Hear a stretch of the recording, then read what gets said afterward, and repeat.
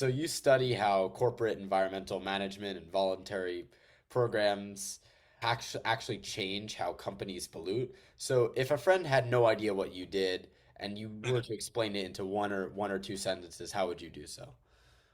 Yeah, a lot of businesses want to improve their environmental performance. And there's a lot of reasons why they want to do that. Sometimes it's because of pressure from their customers, sometimes it's pressure from environmental activists, sometimes it's their employees or the owners of the company.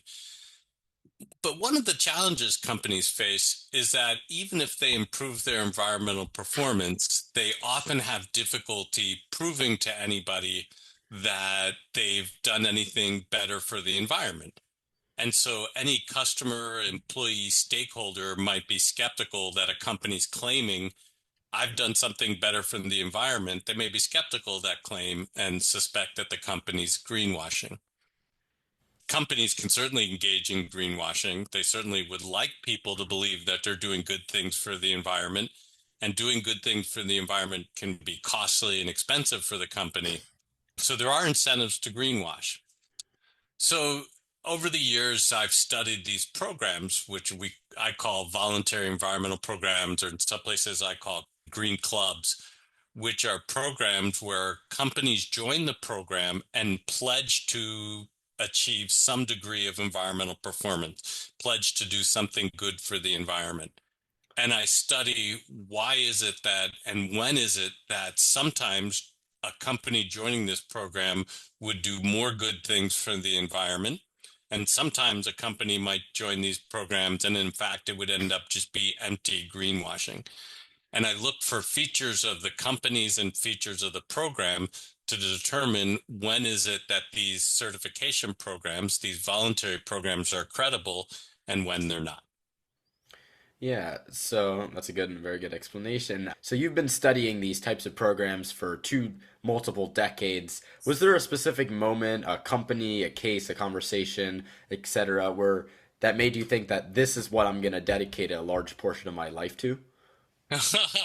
It was always seen as sort of here's something more I can do. Started the most of this project started with a friend who's a longtime collaborator. His name's Asim Prakash, and he's a professor up at the University of Washington, and really a smart, wise guy. And had this idea. I think it was for a grant proposal or something, and we both thought that the other person was the expert who should pursue that idea. And we thought, no, Asim, you're really the best person to be working on this. And he said, no, no, you're actually better than me. And we realized that we had synergies around that, that both of us studying it together could do better than either of us could. So that's how we started. And then after that, it just became sort of like, oh, here's another question, another angle. Here's how we can do this better. And we just continued studying it more after that. Yeah, so what's something that a lot of people or most people believe about these types of environmental voluntary programs or sustainability certifications that's just factually incorrect or not true? Yeah, that's a good question. It's hard for me to say what most people think. One of the things I encounter often is people who sort of treat the pursuit of knowledge around this as either a black and white or a shade of gray.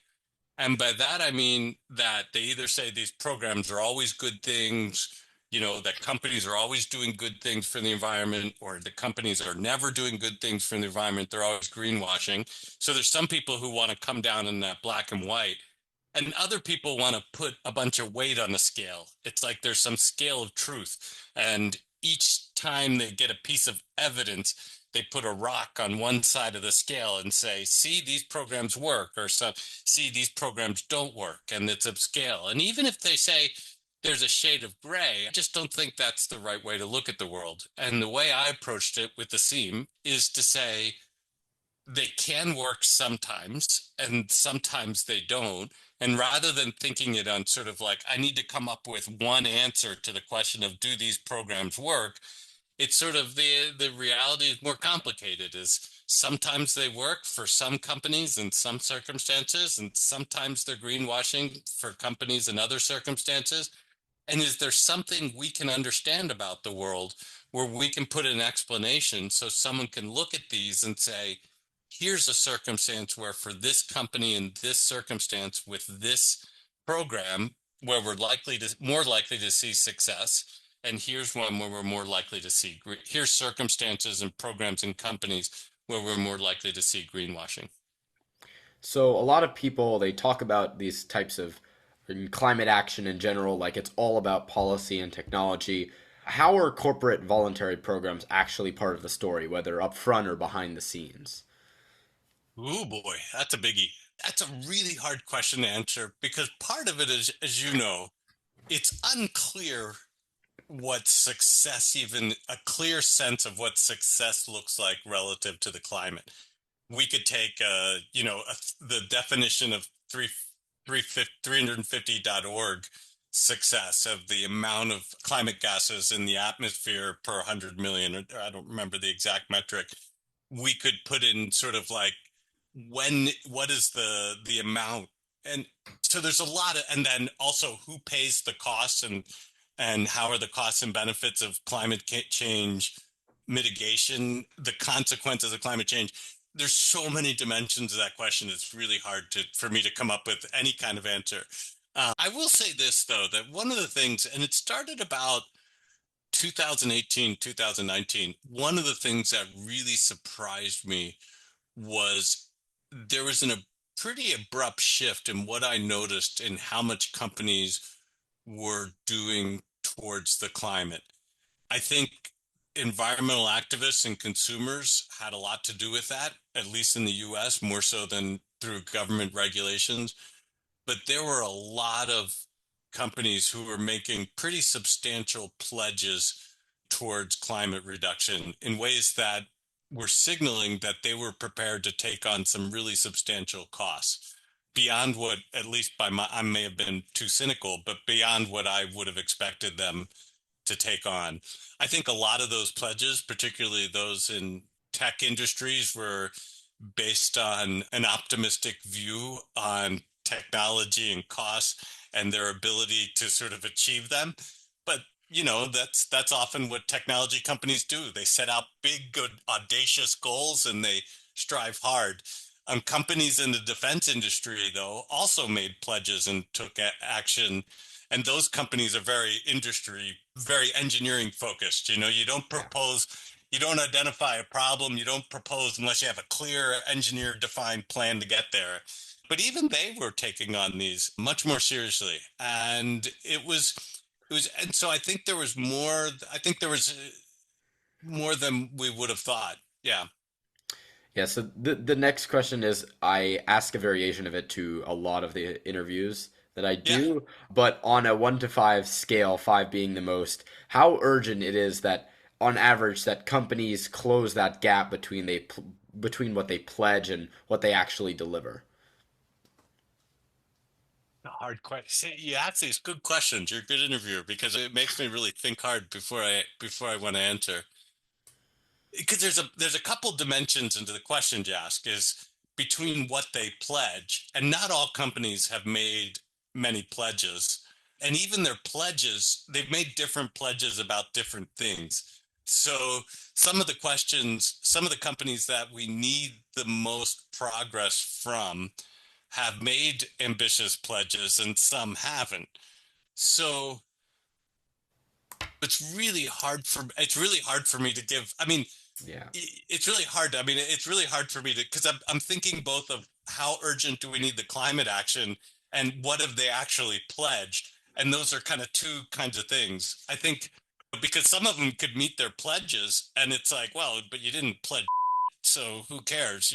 And other companies have these really audacious and ambitious pledges, and it's like, dude, if you got, I mean, there are companies out there pledging to be net zero, and I think by 2030, and I'm like, holy cow, if you guys can, and by net zero, I mean, not just their own emissions, but their suppliers' emissions and the users of their products, that everything in their value chain, from their inputs to how their products end up in the grave, have net zero emissions.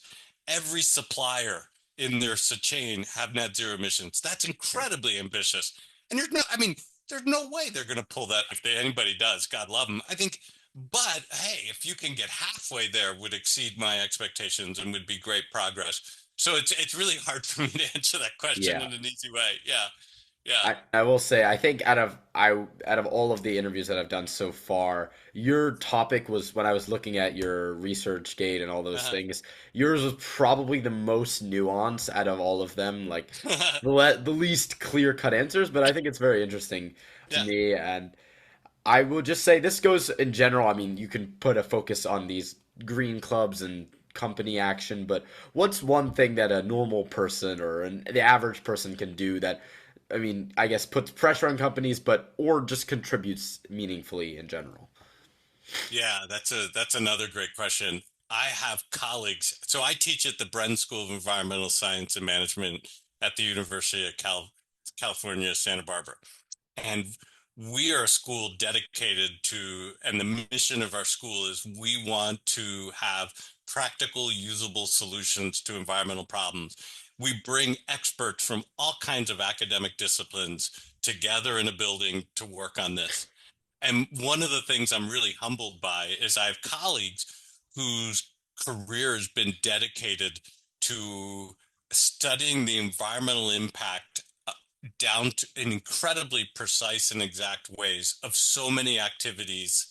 And one of the things they like to do is tease me for things that I think I'm doing that are good for the environment that may not have as big as impact as I think they have. So I thought I was doing such a great thing by composting, but it turns out where I live, the way the municipal utility sorts the garbage, it doesn't end up producing methane because the big advantage of composting is you avoid it going in a landfill. Landfills would produce methane. Methane's a bad greenhouse gas.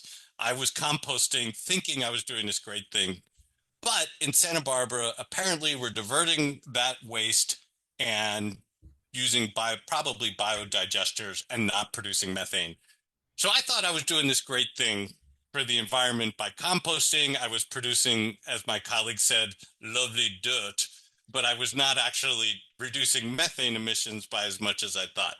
So this is a long-winded explanation to say that I have a lot of humility about. Meanwhile, he did a study, my colleague did a study where it turns out that where I live, riding an e-bike is better for the environment than this is on back of the envelope calculation. So I don't want to say this is scientific certitude, but he has evidence to suggest that riding an e-bike is better for the environment than walking. And the explanation is that the e-bike here in California, or at least in our area in Santa Barbara, is powered by solar. Most of our electricity is solar, especially if we charge it during the day. So the amount of energy, and bikes are really efficient. So it translates energy from the sun, which is totally renewable, translates that into movement very efficiently and with no carbon impact. But if I walk, I'm consuming calories from food, and food has production has greenhouse gas implications. So consequences. So if you want to move around, you should ride an e-bike and it'll produce less greenhouse gas emissions than walking. So all this is a long, I think your question, that's a long backwards and convoluted explanation to say, if I were to give advice for someone, there are some low hanging fruit out there that I think personal action, I just kind of have, maybe it's an ethical as much as a practical reason. I think we should always try to kind of do do things first for ourselves. Eating less, I mean, eating the food we eat can have really big climate impacts, and choosing food that on climate impact, I think and environmental impacts in general, I think is a reasonable thing to do. And being conscientious. Now, the climate impacts of your food will depend on where you live, where the food come from, not just what food you're eating. So, but being aware and thinking about that. Transportation, there's a lot of ways we can move around with less climate impact that can be fairly easy to do. I mean, the walking, e-biking thing, either one of those is miles and miles better than driving in a car, even an electric car. So if we make those kinds of choices, I think is better. If we're going to do things towards companies, again, I think knowing which companies respond to where they're to money more than pressure.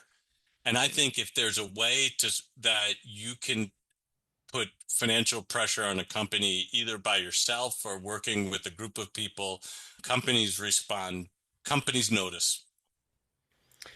Yeah, I mean, it's a nuanced question, but it's a great explanation that you said. I asked this again to everyone who I Yeah. interview. Could you give me a few scientists who you think I should interview? Doesn't have to be in your specific field, but interview after. Oh, wow. You got to give me a little more So, on I, like what, yeah, just sort of a little more on what your goals are and those kinds of things. And so what's going to happen to me is I'm gonna think of people in 2 days. That's the way my brain yeah, works and stuff. But go yeah. ahead. The way I like to do this, so most of my emails that I'm sending are just what you would call a cold email.